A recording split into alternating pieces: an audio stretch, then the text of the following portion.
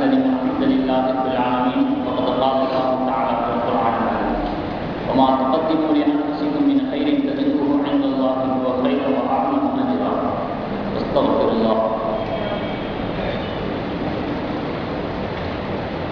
صدق الله العظيم.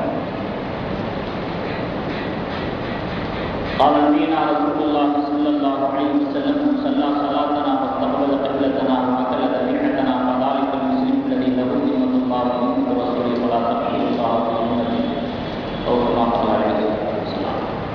நிறையுடைய வாழ்வழித்து நெடுநிலத்தை காப்பதற்கு மறையளித்த இறைவனுக்கே மாபெரும் புகழளித்தும் சத்திய தூதராக நாயகம் ஸல்லல்லாஹு அலைஹி வஸல்லம் அவர்களின் மீதும் அவர்களின் வழிபாடு சத்திய சஹாபாக்கள் மீதும் அனைத்து நல்லடியார்கள் மீதும் ஏக வல்லவனின் சாந்தியும் சமாதானமும் என்றென்றும் நின்று நிலவட்டுமாக. கண்ணியத்திற்குரிய அல்லாஹ்வின் நல்லடியார்களே, பெரியவர்களே, சகோதரர்களே, கடந்த வார ஜும்மா பயானிலே குர்பானியை பற்றிய விவரங்களை அதனுடைய சிறப்புகளை பற்றி நாம் கூறினோம்.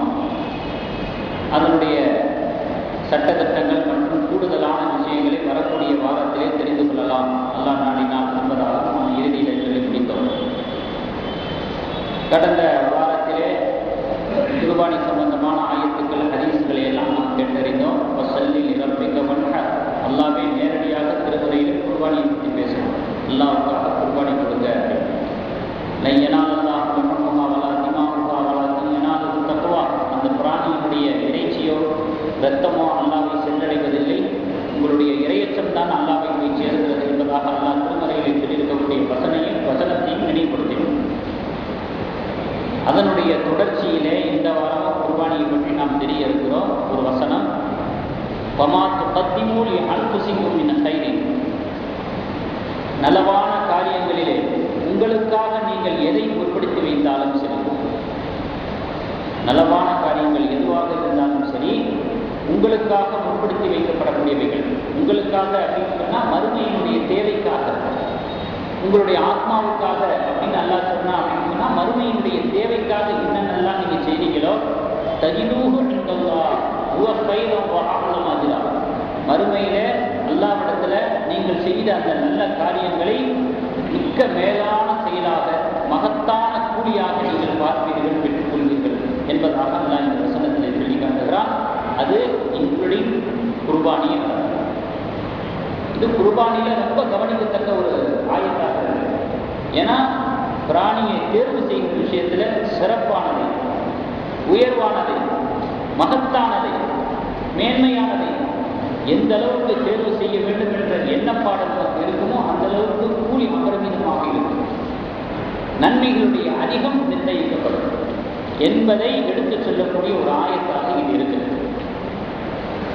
ஆகையினால் தான் பெருமானார் ஸல்லல்லாஹு அலைஹி வஸல்லம் அவர்கள் குர்பானி சம்பந்தப்பட்ட விஷயங்களில் சொல்லுகிற பொழுது அதனுடைய முழு நன்மையை நாம் பெற்றுக்கொள்ளக்கூடிய ரீதியிலே ஒவ்வொன்றை பற்றியும் வழிகாட்டுதல் இருந்திருக்கிறார். குர்பானி பிராணி எப்படி இருக்கணும், குர்பானி கொடுக்கிறவர் எப்படி இருக்கணும், எங்கே கொடுக்கணும், யார் அறுக்கணும், தோலை என்ன செய்யணும், எப்போ கொடுக்கணும், எல்லாவற்றையுமே தெளிவாக தீர்வாக அழகாக பெருமானார் ஸல்லல்லாஹு அலைஹி வஸல்லம் அவர்கள் சொல்லியிருப்பதனுடைய நோக்கம் இந்த ஆயத்தினுடைய அடிப்படையிலே நம்முடைய நன்மைகள் அபரிமிதமாக்கப்பட வேண்டும், நிறைய கூலிகளை நாம் பெற வேண்டும், முழுமையான முறையிலே அந்த இபாதத்தை நிறைவேற்ற வேண்டும் என்பதற்காக தான் சொல்லிவிட்டு சென்றார்.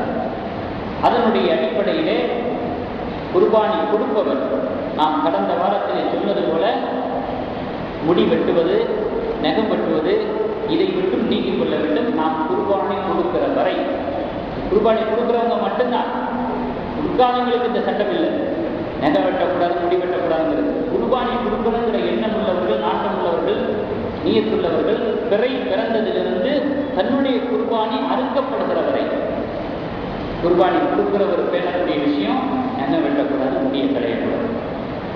பிராணிகள்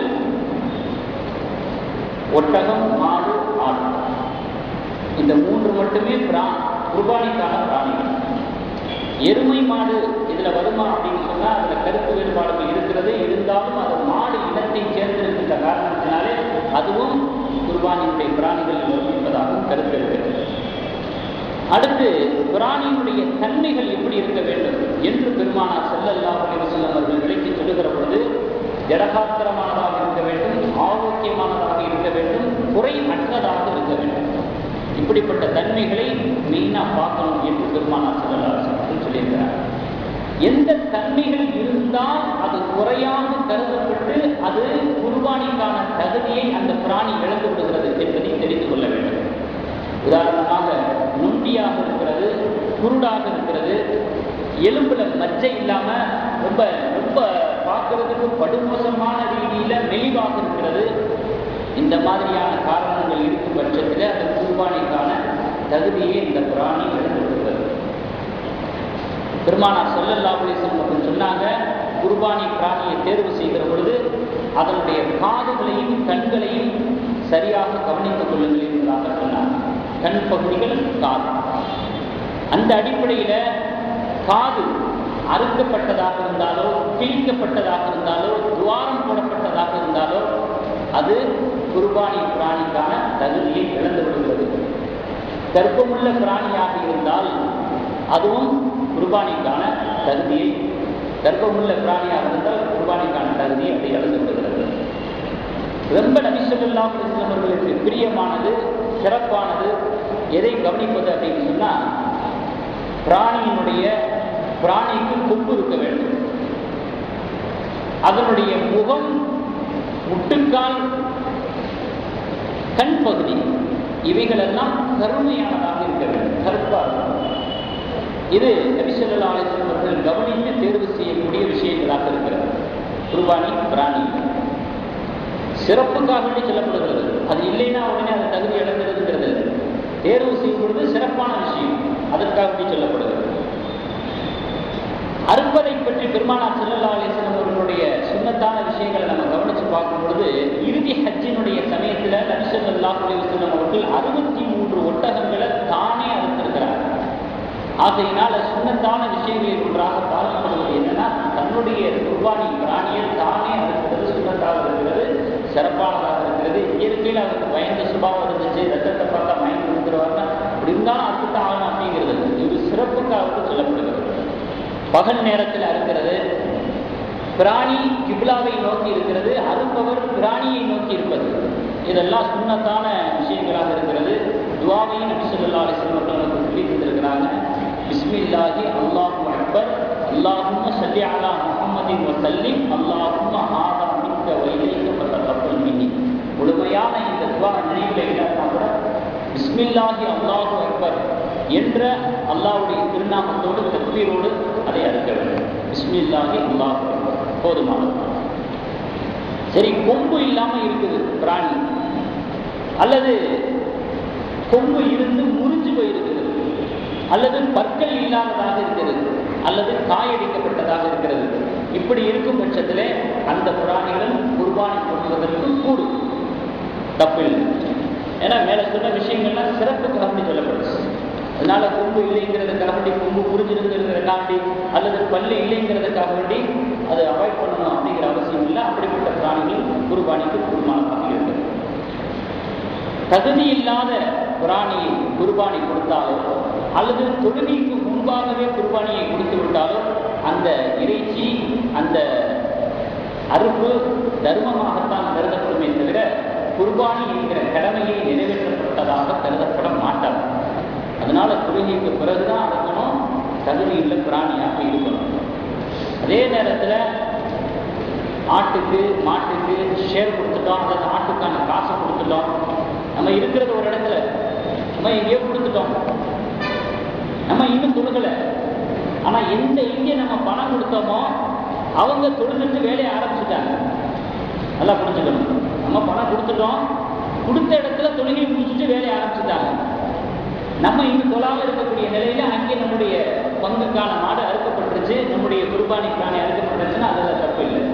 ஏன்னா நம்மளை விட்டு அது போயிடுச்சு, அது எங்கேயோ நம்ம கொடுத்தோம், அது அவங்க தொழுகையை முடிச்சுட்டு முறையாக அறுத்துக்கிறாங்க. அதனால இந்த தப்பு இல்லை. அடுத்த அக்கீகாவுடைய நியத்து உள்ளவர்களும் இந்த ஷேரில் சேர்ந்துக்கலாம். 7 பேருக்கு ஒருவராக அக்கீகாவுடைய நியத்து உள்ளவர்களும் சேர்ந்து கொள்ளலாம். அவர்களுடைய அக்கீகா கூடுமானதாக இருக்கு. எங்கே வச்சு கொடுக்குறது அப்படின்னு சொன்னால், வீட்டில் வச்சு கொடுக்குறதுக்கும் ஆதாரம் இருக்கிறது, மைதானத்தில் வச்சு கொடுக்குறதுக்கும் ஆதாரம் இருக்குது. அதனால் எங்கே வேணாலும் வச்சு மைதானத்தில் வீட்டிலேயே வச்சு குர்பானி பிராணி குர்பானி கொடுக்கலாம். அடுத்து பேண வேண்டிய கவனிக்க வேண்டிய விஷயங்களில் உள்ள ஒன்றாக கருதப்படுவது போன வாரம் சொன்ன மாதிரி கத்தி கூர்மையானதாக இருக்க வேண்டும். அதை பற்றி அறிவியல் ரீதியான ஒரு சின்ன ஒரு துணுக்கு விஷயங்களை கூட நான் சொன்னேன். கத்தி ஷார்ப்பாக இருக்க வேண்டும், பிராணி வேதனை செய்யப்படாமல் இருப்பதற்காக. அடுத்து பிராணிகள் பார்க்காதவாறு மறைவை ஏற்படுத்திக் கொள்ள வேண்டும். இதுவும் கவனிக்கப்பட வேண்டிய விஷயம். நபி ஸல்லல்லாஹு அலைஹி வஸல்லம் அவர்கள் கண்டித்த விஷயம். அது பார்க்கும்படியாக இருப்பது நபி ஸல்லல்லாஹு அலைஹி வஸல்லம் அவர்களால் கண்டிக்கப்பட்ட விஷயமாக இருக்கிறது. பிராணிகளுடைய தோலை பொறுத்தளவிலே அது முழுக்க முழுக்க ஏழைகளை போய் சேர வேண்டிய ஒன்று. ஆகையினால பிராணிகளுடைய தோலை அரும்பு கூலியாக கொடுத்து விடக்கூடாது, ஏதோ ஒரு சம்பளமாக கொடுத்து விடக்கூடாது. அதுல ஏதாவது ஒரு வகையில நாம் பயன்பெறக்கூடிய ரீதியில தோலை கொடுத்துடக்கூடாது. அது முழுக்க முழுக்க ஏழைகளை போய் சேரக்கூடிய ரீதியில தான் தோலை நம்ம கொடுக்கணும். அதையும் நம்முடைய நினைவில் வைத்துக் கொள்ள வேண்டும். அடுத்து கூட்டு குர்பானியை பற்றி நம்முடைய சிந்தனைக்கு வராத சில விஷயங்கள் இருக்கிறது, தெரிய வேண்டிய விஷயங்கள் இருக்கிறது. அதையும் உங்களுடைய கவனத்துக்கு நான் கொண்டு வந்தேன். அதற்கு முன்னால இப்ராஹிம் அலைஹிஸ்ஸலாத்து வஸ்ஸலாம் அவர்கள் தன்னுடைய மனைவி மகனை யாரும் மற்ற பாலைவன பகுதியில் விட்டுட்டு வந்தது தியாகத்தினுடைய ஒரு கட்டம் அப்படின்னு சொன்னா, அதனுடைய மற்றொரு உச்சகட்டமான கட்டம் அறுக்க முற்பட்டது. இது எல்லாருக்கும் தெரியும்.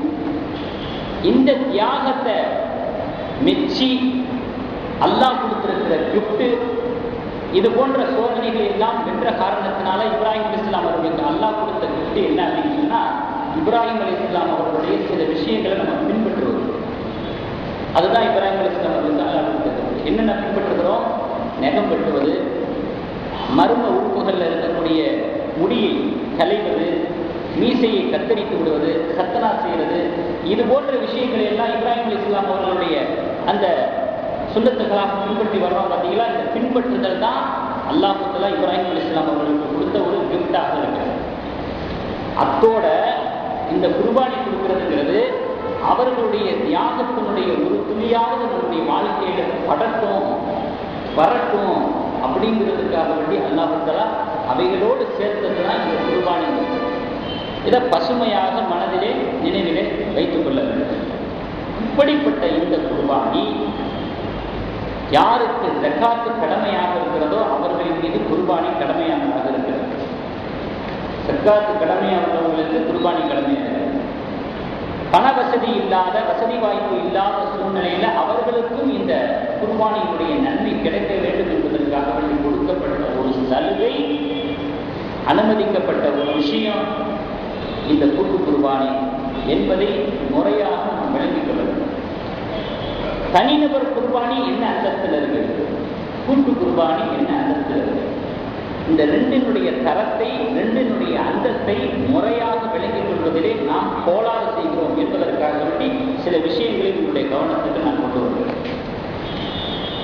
பிற மத வழிபாடுகளிலே தான் அவர்களுடைய வழிபாடுகள் எல்லாம் சந்தை பொருளாக வணிகமயமாகி போகக்கூடிய ஒரு சூழ்நிலையை நம்ம பார்க்கிறோம். எங்களிடத்துல வாங்க, நாங்கள் ஜபம் பண்றோம், அவங்களுக்கு அதை செய்யறோம், இதை செய்யறோம், ஒரே பலம்பரம், அது இதுன்னு பிற மத வழிபாடுகள் எல்லாம் வணிகமயமாகி போய் கொண்டிருக்கக்கூடிய ஒரு சூழ்நிலைகளை, காட்சிகளை பார்த்து கொண்டிருக்கக்கூடிய அதே நேரத்தில் நம்முடைய மார்க்கத்திலும் அது மூக்கை நுழைத்து விட்டதோ என்று அஞ்சக்கூடிய ரீதியிலே, அச்சம் தொற்றக்கூடிய ரீதியிலே சில விஷயங்களை நாம் பார்த்து கொண்டிருப்பது அது வருத்தத்தை தரக்கூடிய விஷயமாகும். நான் எதை குறித்து சொல்லுகிறேன் என்று சொன்னால், கூட்டு குர்பானி அப்படிங்கிறது அதை துவக்கி வச்சது, வெளியில நடைமுறைக்கு கொண்டு வந்தது மதரசாக்கள். 20 வருஷத்துக்கு முன்பாக, 30 வருஷத்துக்கு முன்பாக மதரசாக்கள் தான் ஷரியத்தில் இதற்கு சலுகை இருக்குது, அனுமதி இருக்குது என்கிற ஒரு சட்டத்தை வெளியிலே கொண்டு வந்து நடைமுறைப்படுத்தி காட்டினார். எளிய முறையிலே எல்லோரும் குர்பானி என்கிற கடமையை நிறைவேற்ற வேண்டும், அதனுடைய நன்மைகளை பெற வேண்டும் என்ற தூய நோக்கிலே, தூய்மையான நோக்கிலே மதரசாக்கள் தான் இந்த கூட்டு குர்பானி முறையை ஆரம்பித்தது, வெளியிலே கொண்டு வந்தது. கூட்டு குர்பானி அப்படின்னு எடுத்துக்கிட்டாலே ஒட்டகம் மாடலாம். ஒட்டகம் ரொம்ப ரேரு, ஒரு 4-5 வருஷமா தான் அங்கே இங்கே இருக்கிறத நம்ம பார்க்குறோம். அது ரேரா இருக்கிறதுனால தான் நியூஸ் பேப்பர்ல பார்க்க முடியுது. அங்கே கொண்டு வந்துட்டாங்க, இங்கே கொண்டு வந்துட்டாங்க. ஏன்னா அது வணிக வசதி எளிமையாக்கப்படாத காரணத்தினால ஒட்டகம் கொடுக்கிறது ரேராக இருக்கக்கூடிய ஒரு சூழ்நிலை நம்ம நாட்டில். சரி, அடுத்தது எடுத்துக்கிட்டோம்னா மாடு. இந்த மாடு தான் அதிகமாக சேரப்படுகிறது, கூட்டு குர்பானியாக கொடுக்கப்படுகிறது. அந்த மாடு விஷயத்தில் கூட, அந்த பிராணி விஷயத்தில் கூட சுற்றுச்சூழல்களை பார்க்க வேண்டியிருக்கிறது. பலதரப்பட்ட சமுதாயத்தவர்களுக்கு மத்தியில் நம்ம வாழ்றோம், நம்மளை சுற்றி அவங்கள வாழ்ந்து கொண்டிருக்கிறாங்க. தனிப்பட்ட முறையில் நம்முடைய வீட்டில் வச்சு மாடு அறுக்குகிற பொழுது ஒரு விதமான ஒரு கொடூர ஒரு பார்வை நம்மீது விழுகிறது, அவர்களுடைய பார்வை. அதனால தனிப்பட்ட முறையில் அங்கங்கே வீட்டுக்கு முன்னாடி வச்சு மாட்டை குர்பானி கொடுக்கறதுங்கிறது ஒரு அசாதாரணமான ஒரு சூழ்நிலையாக தான் இருக்கு. சாதாரணமாக செஞ்சிட முடியாது. இப்படி ஒரு நிலையில தான் அதை பொறுப்பெடுத்து செய்யக்கூடியவர்கள் யார் என்பதை அறிந்து அவர்களிடத்தில் நம்ம ஷேரை கொடுக்கிறோம். அதுல நம்ம ஷேராக சேர்ந்துக்கிறோம். ஆரம்பமாக மதரசாக்களின் மூலமாக இந்த கூட்டு குர்பானி ஆரம்பமானது. அதற்கு பிறகு பள்ளிவாசல்கள் மொஹல்லாவுடைய தேவையை கருதி மொஹல்லாவாசர்களுடைய தேவையை பூர்த்தி செய்யும் பொருட்டு மதரசாக்களுக்கு அடுத்தபடியாக பள்ளிகளும் செய்ய ஆரம்பித்தாங்க. இப்போ மதரசாக்களை தொடர்ந்து மொஹல்லாவில் இருக்கக்கூடியவர்கள் கூட்டு குர்பானிலே அதன் மூலமாக அவர்கள் இபாதத்தை செய்ய வேண்டும், அதற்கான வசதி வாய்ப்பை ஏற்படுத்திக் கொள்ள வேண்டும் என்கிற ஒரு நன்னோக்கிலே பள்ளிவாசல்களையும் தொடர்ந்து இப்போ அமைப்புகள் எல்லாம் கூட்டு குர்பானி கொடுக்க ஆரம்பிச்சிருச்சு. சரி, அமைப்புகளோட நின்றா பரவாயில்ல, இப்ப தனிநபர்களும் கொடுக்க ஆரம்பிச்சுட்டாங்க. என்னமோ ஒண்ணு தெரியாது, கூட்டு குர்பானி கொடுக்குறாங்க, அதற்காக வேண்டி கலெக்ஷன் பண்றாங்கன்னா என்னமோ அதுல இருக்கு போடு அப்படின்னு சொல்லிவிட்டு களத்துல குதிக்க ஆரம்பிச்சிருச்சு எல்லா அமைப்புகளும் இயக்கங்களும். அப்ப பார்த்தாங்க சில தனிநபர்கள், நம்மளும் அதை செஞ்சா என்ன, நாங்க செஞ்சா மட்டும் அது சேவையா இருக்காதா, நாங்களும் ஏழைகளுக்கு தான் பாடுபடுறோம், நாங்களும் முறையாச்சுமோ அப்படின்னு தனிநபர்களும் அதில் குதிக்க ஆரம்பிச்சிட்டாங்க. இன்னைக்கு என்ன காட்சிகளை நம்ம பார்த்துக்கிட்டு இருக்கிறோம் அப்படின்னு சொன்னா ஒரு வணிக நிறுவனங்களை போல ஆயிடுச்சு. கூட்டு குர்பானிங்கிறது வணிக நிறுவனங்களை போல ஒரு கவர்ச்சிகரமான விளம்பரம், நோட்டீஸ், வால் போஸ்ட், டோர் டெலிவரி ஃப்ரீ. குர்பானி கறி வேணும்னா வந்து வாங்கிட்டு போகணும். இதுல ஒரு வார்த்தை வேற அடிஷனலா, உங்களுக்கு வந்து டோர் டெலிவரி நாங்கள் ஃப்ரீயா தரோம். தொகையை நிர்ணயிக்கிறதுல போட்டா போட்டி, விட்டா சுலபத்தவணையில் அப்படின்னு போட்டுருவாங்களோன்னு பயமா இருக்கு. உங்களுக்கு சிரமம் இல்லாம சுலபத்தவணையில் அப்படின்னு இன்னும் ஏதாவது வார்த்தைகளை அதிகரிச்சிருவாங்களோ அப்படின்னு நினைக்கக்கூடிய அளவில் இன்னைக்கு அவல சூழ்நிலைகளை நாம் பார்த்து கொண்டிருக்கிறோம். கூட்டு குர்பானியை கொடுப்பதற்கான காரணங்கள் என்ன, அதை நம்ம தெரிஞ்சுக்கணும். ஷரியத்தை அதை ஏன் அனுமதிச்சிச்சு, அப்படி ஒரு சலுகையை ஏன் தந்துச்சுங்கிறத முதல்ல நம்ம விளைவிக்கணும். ஏன்னா இப்படியெல்லாம் நடந்து கொண்டிருக்கக்கூடிய ஒரு சூழ்நிலையில அதை நாம் கண்டிப்பாக தெரிய வேண்டிய கட்டாயத்தில் இருக்கிறோம். நபி ஸல்லல்லாஹு அலைஹி வஸல்லம் அவர்களுடைய காலத்துல எத்தனையோ பேர் தனிநபர் குர்பானியாக கொடுக்குறாங்க. ஏழை சஹாபாக்களுக்கு ஒரு ஏக்கம் இருந்துச்சு, நமக்கு அந்த வசதி இல்லையே, நம்ம அந்த இபாதத்தை செய்ய முடியலையே, நம்முடைய தரப்பிலிருந்து அந்த அர்ப்பணிப்பு என்கிற ஒரு வணக்கம் நடைபெற முடியலையே, வசதி இல்லையே, ஒரு ஏக்க பெருமூச்சு இருந்துச்சு ஏழை சஹாபாக்கள். இவர்களுடைய ஏக்க பெருமூச்சை தணிப்பதற்காக, தாகம் தீர்ப்பதற்காக. இரண்டாவது, அந்த காலத்திலே ஒட்டகங்கள் வாகனங்களாக பயன்படுத்தப்பட்டு வந்துச்சு. ஒவ்வொருத்தவங்களும் ஒவ்வொரு பிராணி என்று வருகிற பொழுது வாகனமாக பயன்படக்கூடிய அந்த ஒட்டகங்களுடைய எண்ணிக்கை குறைய ஆரம்பிச்சு. இந்த குறைவு என்கிற கட்டுப்பாட்டை தடுத்து நிறுத்துவதற்காக, மட்டப்படுத்துவதற்காக, ஏழை சஹாபாக்களுடைய ஏக்க பெருமூச்சை தணிப்பதற்காக அனுமதிக்கப்பட்ட ஒரு சலுகை. கூட்டு குர்பானி என்பதே அனுமதிக்கப்பட்ட ஒரு சலுகை. இன்றைக்கு அது பிரதான இடத்திலே இருக்கிறது.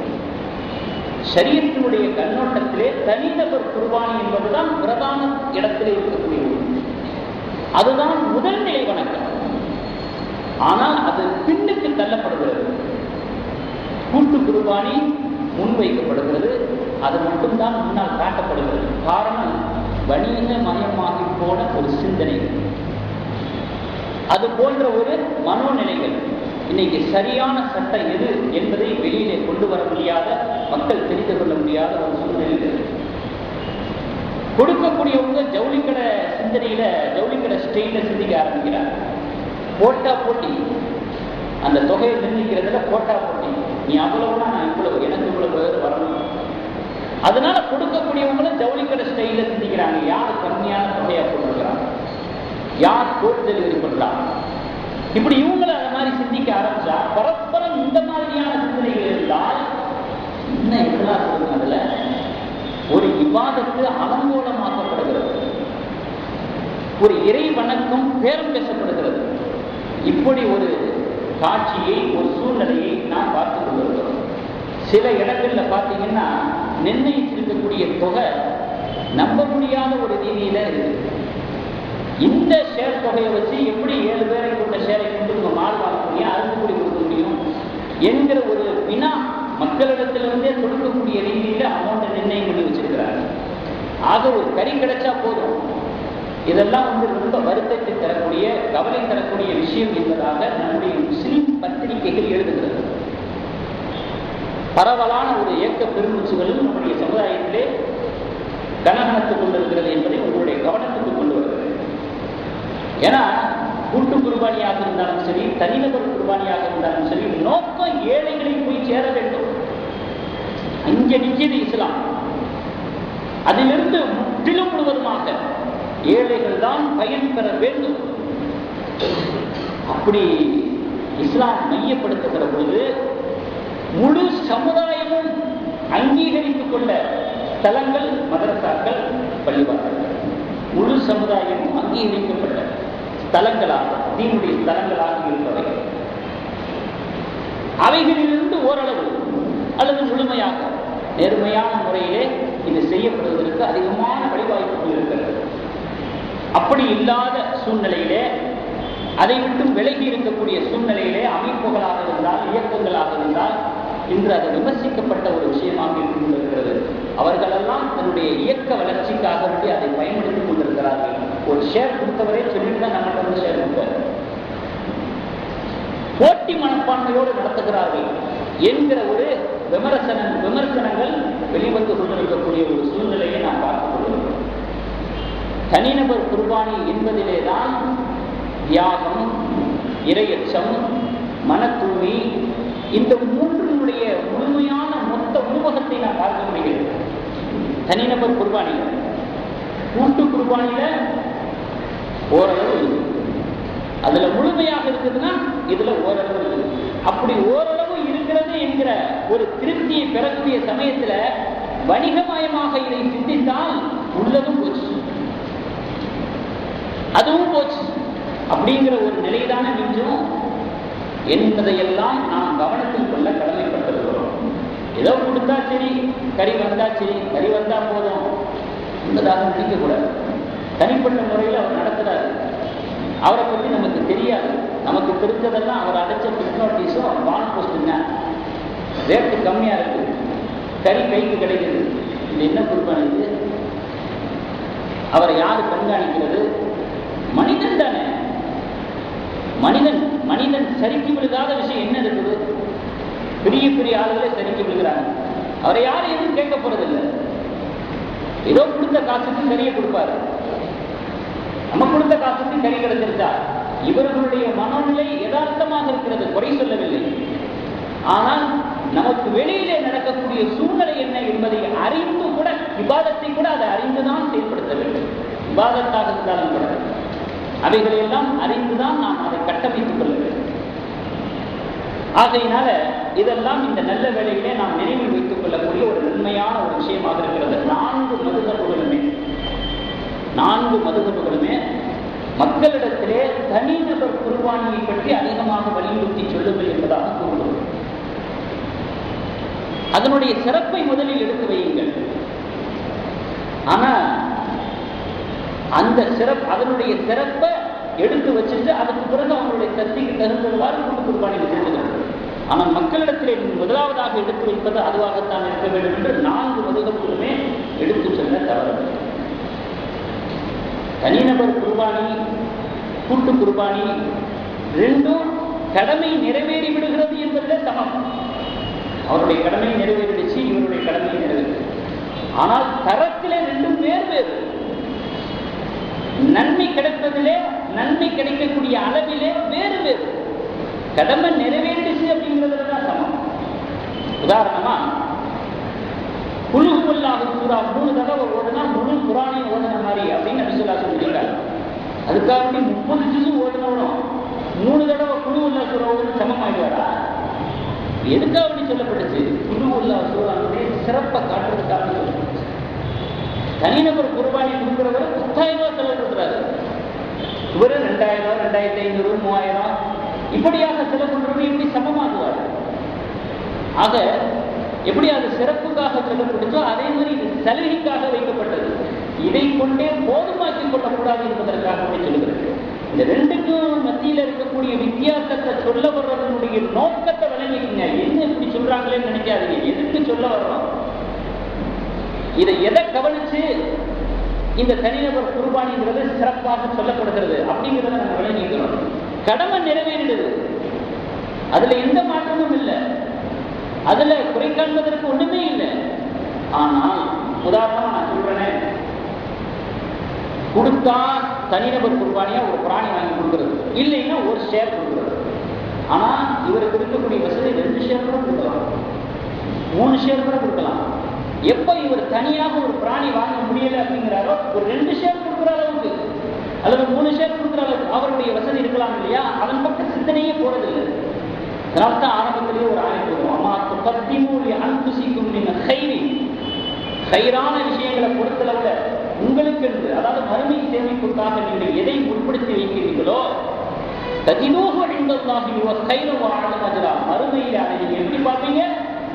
மேலான, மிக்க மேலானதாக, மகத்துவம் வாய்ந்த கூலியாக அதை நீங்கள் மறுமையில் பார்க்கிறீர்கள் என்று அல்லாஹ் தஆலா சொல்கிறான். அப்ப எந்த அளவுக்கு நம்ம அதிகப்படுத்தணும், அதிகமான நன்மைகளை கிடைக்கிறதுக்கான வழி என்ன என்பதின் பக்கம்தான் நம்முடைய சிந்தனை போக வேண்டும் என்பதற்காக வேண்டி இந்த விஷயங்கள் சொல்லப்படுகிறது.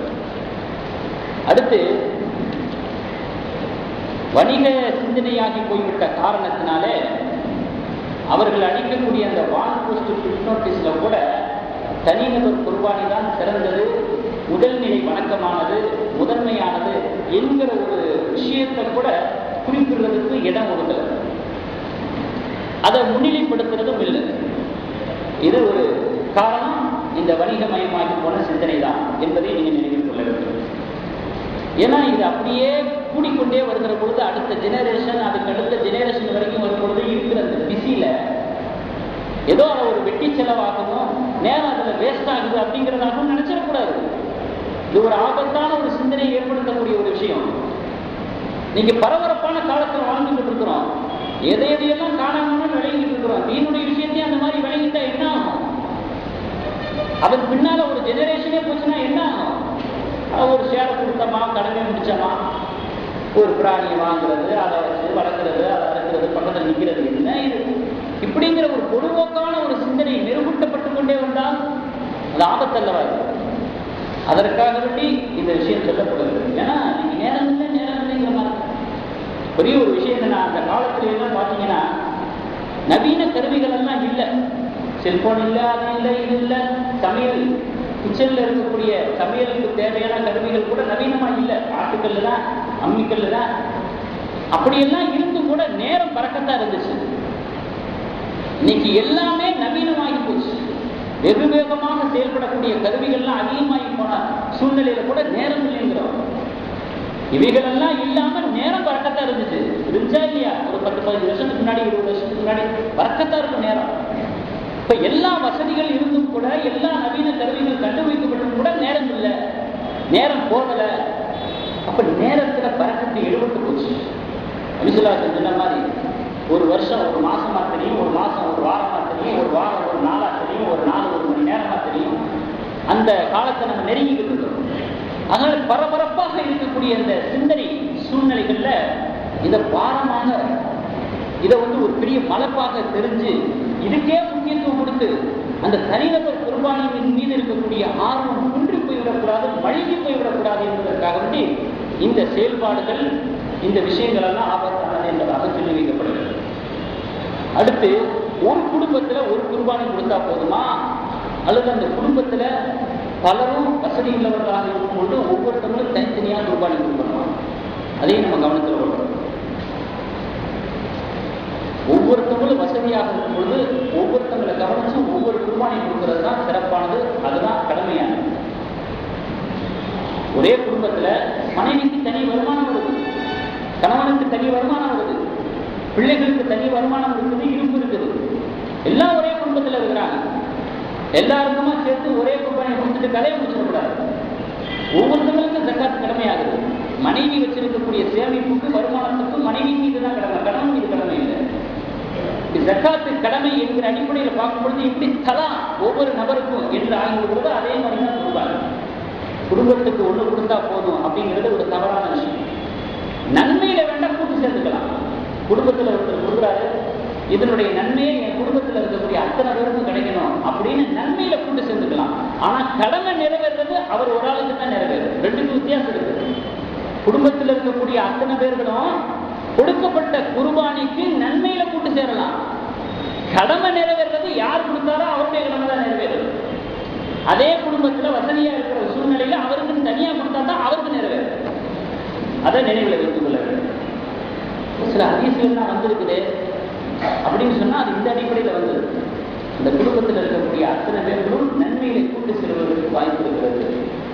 நபி ஸல்லல்லாஹு அலைஹி வஸல்லம் சொன்னாங்க, நான் கொடுக்கக்கூடிய இந்த குர்பானி எனக்கும் என்னுடைய குடும்பத்துக்கும் என்னுடைய உம்மத்துக்கும் சார்பாக நான் கொடுக்குறேன் அப்படின்னா, என்னிடமிருந்தும் என் குடும்பத்திடமிருந்தும் என்னுடைய சமுதாயத்திடமிருந்தும் இந்த பிராணியை அல்லாஹ்வுக்காக நான் குர்பானி கொடுக்குறேன் அப்படின்னு நபி ஸல்லல்லாஹு அலைஹி வஸல்லம் பிரார்த்தனை செஞ்சு குர்பானி கொடுத்தாங்க. முஸ்லிம் ஷரீஃப்ல பதிவு செய்கிறாரு. அப்போ உம்மத்து எல்லாருக்குமே நபி ஸல்லல்லாஹு அலைஹி வஸல்லம் கொடுத்துட்டாங்க, நம்ம கொடுக்க வேண்டிய அவசியம் சொல்லிட முடியுமா? நன்மைகளை கூட்டு சேர்த்தாங்க. அந்த நன்மை சமுதாயத்துக்கு கிடைக்கணும்னு நபி ஸல்லல்லாஹு அலைஹி வஸல்லம் விரும்புறாங்க. இப்படித்தான் அதை நம்ம எடுத்துக்கிறோம். அதே போல இந்த ஒரு பரவலான ஒரு செய்தியை இடையில நம்ம கேட்போம். 7 பேர் தான் சேர முடியும் ஒட்டகத்துல, 10 பேரும் சேரலாம், 10 ஷேரும் ஒட்டகத்துல சேரலாம், அனுமதி இருக்குது அப்படிங்கிறதாக ஒரு செய்திகளையும் கேள்விப்படாமல் தான் நல்லது. கேள்விப்பட்டிருந்தால் அவர்களுக்கான சில விஷயங்களை நான் உங்களுக்கு சொல்றேன். புகாரி ஷரீஃப்ல முஸ்லிம் ஷரீஃப்ல பதிவு செய்யப்பட்ட ஹதீஸ், ஒட்டகத்துல மாட்டுல 7 பேர் மட்டும்தான், 7 பேருக்கு மேல கிடையாது. 10 பேர் அப்படின்னு ஒரு சில ஹதீஸ்கள் ஆங்காங்கே இருக்கலாம், அது பலகீனமான ஹதீஸ். 7 பேர் தான் சேர முடியும், அதுக்கு மேல சேர முடியாது என்பதற்கு வலுவான பல ஹதீஸ்கள் இருக்கிறது. அதிகமான அளவில் இருக்கிறது, வலுவாக இருக்கிறது, உறுதியாக இருக்கிறது. சட்ட மாற்று வகையை சார்ந்த சில ஹதீஸ்கள் இருக்கிறது, நடைமுறையில் இருக்கும். நபி ஸல்லல்லாஹு அலைஹி வஸல்லம் அதை மாற்றியிருப்பாங்க. அப்படி மாற்றி விட்ட ஒரு விஷயம் தான் இந்த 10 பேருங்கிறது. அதை இன்னும் பிடிச்சுக்கிட்டு இருக்கக்கூடாது. சட்ட மாற்றப்பட்ட வகையை சார்ந்த ஹதீஸ். பிறகு அது 7 பேர் தான் அப்படிங்கிறத நபி ஸல்லல்லாஹு அலைஹி வஸல்லம் அவர்கள் முடிவு செஞ்சுட்டாங்க. ரெண்டாவது விஷயம், நபி ஸல்லல்லாஹு அலைஹி வஸல்லம் அவர்கள் வஃபாத்துக்கு 3 மாசத்துக்கு முன்னால இறுதி ஹஜ்ஜில ஒட்டகத்துக்கு 7 பேர் தான் என்பதாக அவர்கள் நிர்ணயிச்சாங்க, முடிவு செஞ்சாங்க. அப்படிப்பட்ட ஹதீஸ்களும் நிறைய இருக்குது. 7 பேர் என்பதற்கு ஏராளமான ஹதீஸ்கள் இருக்கிறது, வலுவான ஹதீஸ்கள் இருக்கிறது. இப்படியாக நிறைய நம்ம சொல்லிக்கிட்டே போலாம். அது எல்லாரோட கடைசியா நம்ம சொல்ற விஷயம் என்ன? பேணுதல். அங்கங்கே இருக்கக்கூடிய 10க்கு ஏன் முக்கியத்துவம் கொடுக்கணும்? ஷைத்தானுடைய தூண்டுதல் அல்லாது. 7 என்பதற்கு ஏராளமான ஹதீஸ்கள் வலுவாகவும் அதிகமாகவும் இருக்கும் பொழுது ஏன் 10ஐ நோக்கி சிந்தனை போகுது? மறுமையில 10ஆ 7ஆன்னு வரும் பொழுது 7 தான் 10 இல்லை அப்படின்னு தீர்ப்பாகி போச்சுன்னா என்ன பண்றது? தீர்ப்பாகி போச்சுன்னா உள்ள போக வேண்டியது, அங்கே போறாங்க நரகத்துக்கு தான் போகணும். அப்படித்தானே? ஆக ஹதீஸ்களை அதனுடைய வார்த்தைகளை தெரிஞ்சு அர்த்தம் வைக்கிறது பெரிய விஷயம் இல்லை. அதுல ஷைத்தான் புகுந்து விளையாடிடுவான். அர்த்தம் வைக்க தெரிஞ்சா மட்டும் போதாது, அந்த லாங்குவேஜை தெரிஞ்சுக்கிறதுக்கான திறமை இருந்தா மட்டும் போதாது. அர்த்தம் வைக்கும் பொழுது அதற்குன்னு சில ஒழுக்கங்கள் இருக்கிறது. இறையச்சத்தோட, இஹ்லாஸத்தோட, அதனுடைய ஒழுக்க விழுமியங்களோட ஹதீஸ்களுக்கு பயபக்தியோட அர்த்தம் வைக்கணும். ஆளாளுக்கு அர்த்தம் வச்சா இப்படித்தான் விவகாரத்தில் பெற்றும் மறுமையில நஷ்டப்பட வேண்டியது. ஆகையினால ஒட்டகத்தை பொறுத்தளவுல 7 பேர் இது பெருமானார் ஸல்லல்லாஹு அலைஹி வஸல்லம் அவர்கள் முடிவு செய்த ஒரு விஷயமாக இருக்கிறது. நீ 10 பேராக சேர்ந்தால் அது ஒரு குருட்டு முயற்சி, அந்த குருட்டு முயற்சியால் செய்யப்பட்ட குர்பானி ஒரு குருட்டு குர்பானியாக தான் இருக்கும். அதில் எந்த பிரயோஜனமும் இருக்காது, பலனும் இருக்காது. அப்படிப்பட்ட ஆதாரங்கள் வலுவாக ஹதீஸ்களிலே நாம் பார்க்க முடிகிறது. அல்லாஹ் தஆலா எந்த ஒரு இபாதத்தையும், பெருநாள் தொழுகையாக இருந்தாலும் சரி, குர்பானியாக இருந்தாலும் சரி, எந்த ஒரு இபாதத்தையும் நேர்த்தியாக, முறையாக, சிறப்பாக, மேன்மையாக செய்து முடிக்கக்கூடிய அளவிற்கு அல்லாஹ் தஆலா ஆயுள் பாக்கியத்தையும் ஆரோக்கிய பாக்கியத்தையும் நமக்கு கொடுத்து அதனுடைய முழுமையான கூலியினை உண்மையிலையும் மறுமையிலையும் இங்கு இருக்கக்கூடியவர்களுக்கும் இங்கு வராத அத்தனை நண்பர்களுக்கும் இமான்தர்களுக்கும் வல்ல ரஹ்மான் தந்தல் முடிவானாக. வாக்குறுதாவனால் அல்ஹம்துலில்லாஹ்.